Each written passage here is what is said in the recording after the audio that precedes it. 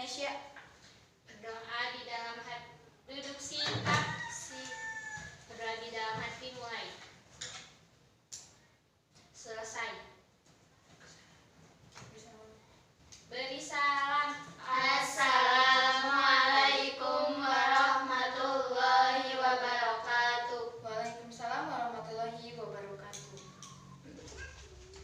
Nah, hari ini kita akan belajar mengenai sumber energi panas. Nah, anak-anak semua sudah tahu nggak energi panas itu salah satu contohnya apa?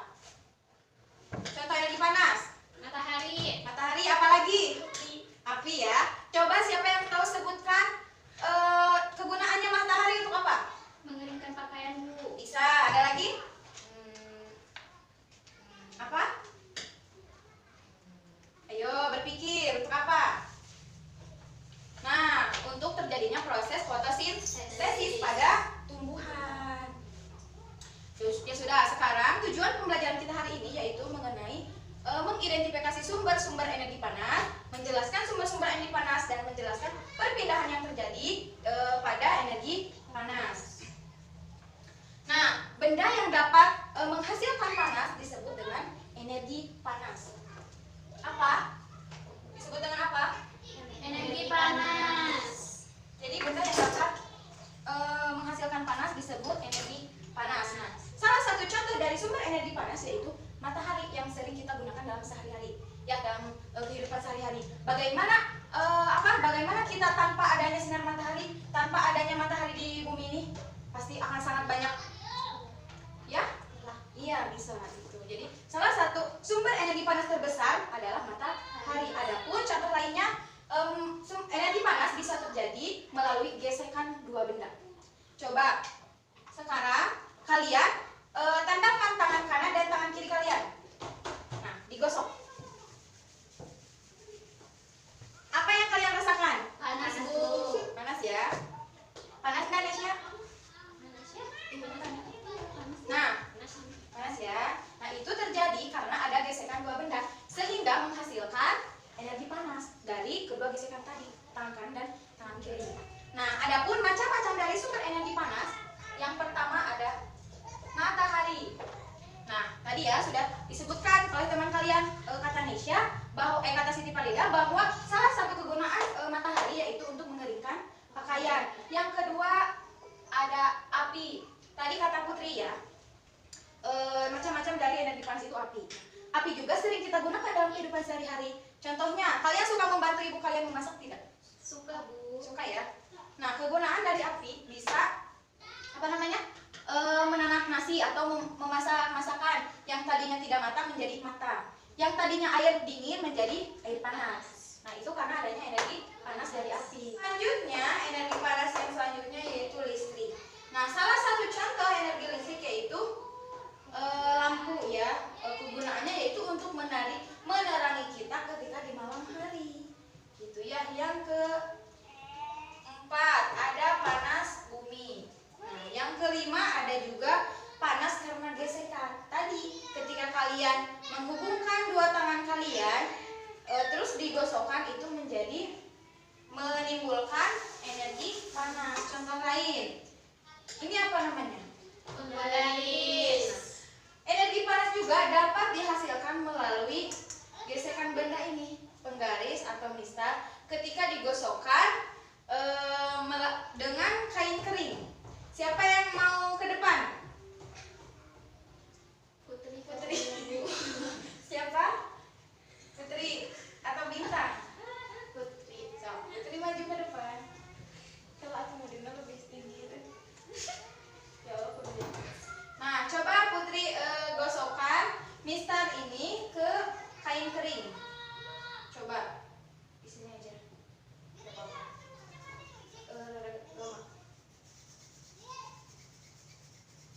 Nah, sekitar 2 menit atau 1 menit ya. Coba Putri pegang. Hangat tidak? Hangat. Iya ya. Karena ya, terima kasih, tepuk tangan dulu buat Putri. Karena adanya panas yang dihasilkan mistar ini ketika melalui gesekan itu menimbulkan perpindahan perpindahan energi. Nah, dari Mister Dini dengan kain kering tadi ya. Nah, perpindahan energi panas ini dinamakan kalor. Dinamakan apa? Kalor. Yang selanjutnya mengenai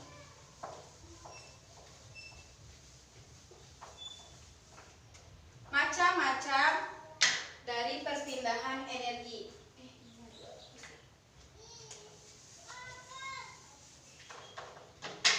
Macam-macam perpindahan energi.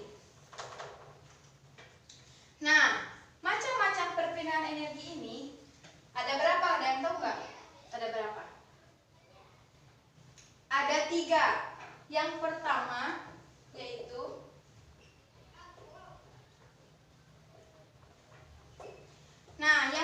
yaitu konduksi. Konduksi ini merupakan perpindahan zat melalui zat-zat padat yang tidak ikut mengalami perpindahan. Artinya, perpindahan kalor pada suatu zat tidak disertai dengan perpindahan partikelnya. Salah satu contohnya yaitu benda yang bersifat logam.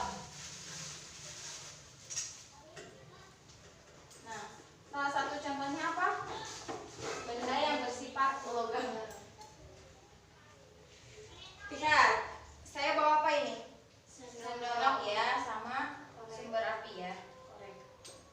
Lihat.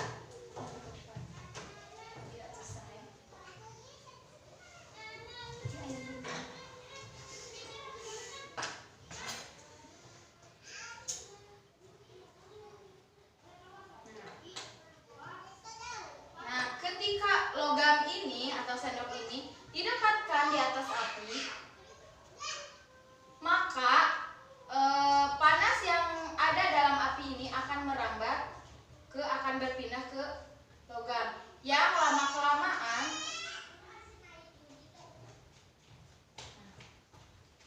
tuh bisa dipegang Putri. Nah, ketika sendok ini yang dipegang Putri terus-menerus berhadapan atau berdampingan dengan api, maka lama-kelamaan dari ujung sendok yang ini akan merambat panasnya ke ujung sendok yang sebelah sana, sehingga akan adanya perpindahan panas dari sendok ke tangannya Putri, sehingga Putri akan merasakan panas dari sendok ini. Sudah merasakan panas? Sudah. Nah, itu salah satu contohnya dari konduksi. Jadi adanya perpindahan zat tanpa zat padat, tapi tidak ikut mengalami perpindahan. Jadi cukup bisa merasakan saja ya. Yang kedua adalah konveksi. Nah, konveksi ini merupakan perpindahan zat melalui aliran yang zat perantaranya ikut berpindah. Tapi jika partikelnya berpindah dan mengakibatkan kalor atau perpindahan panas, dan panasnya merambat. Nah, terjadilah konveksi. Jadi konveksi terjadi pada zat cair dan zat gas saja. Contohnya pada zat gas, balon udara. Kalian pernah lihat tidak balon udara yang terbang ke atas? Pernah. Nah, itu salah satu contoh dari konveksi. Nah, yang ketiga ada radiasi. Nah, radiasi ini merupakan perpindahan panas tanpa zat perantara. Nih, jadi nggak ada perantaranya. Kalau tadi konduksi adanya perantara dari api ke logam terus ke tangan Putri. Yang ketiga radiasi. Coba lihat contohnya.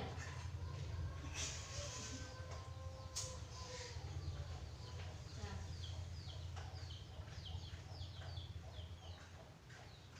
Coba kalian sedikit mendekat jari kalian. Apa yang kalian rasakan? Panas ya. Panas.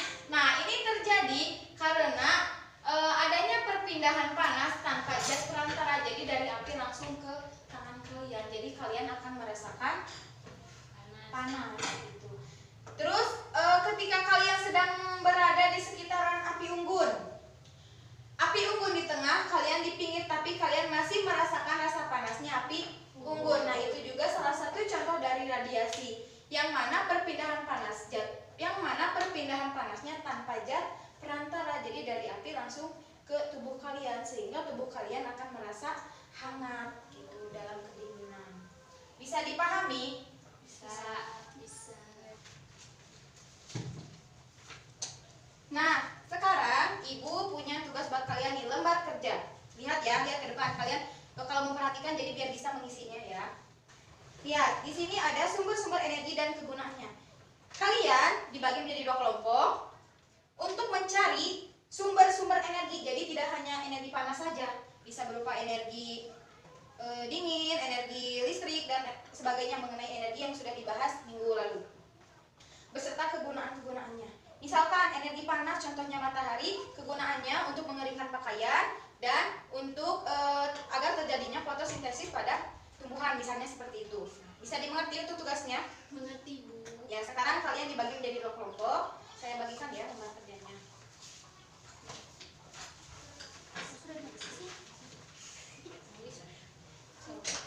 Kalau ada yang tidak mengerti boleh ditanyakan ya.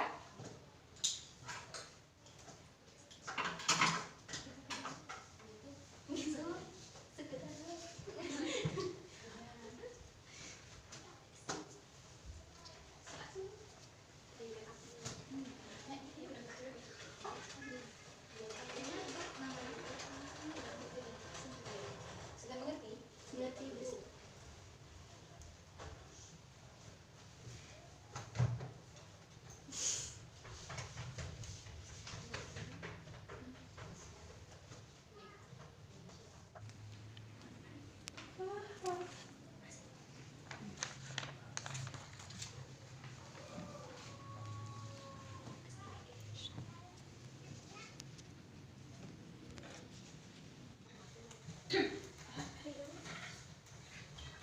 Sudah selesai tugasnya? Sudah, Bu. Coba setiap kelompok maju ke depan untuk membacakan hasil diskusinya.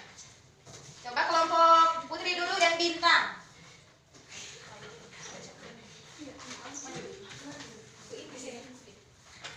Didengarkan ya.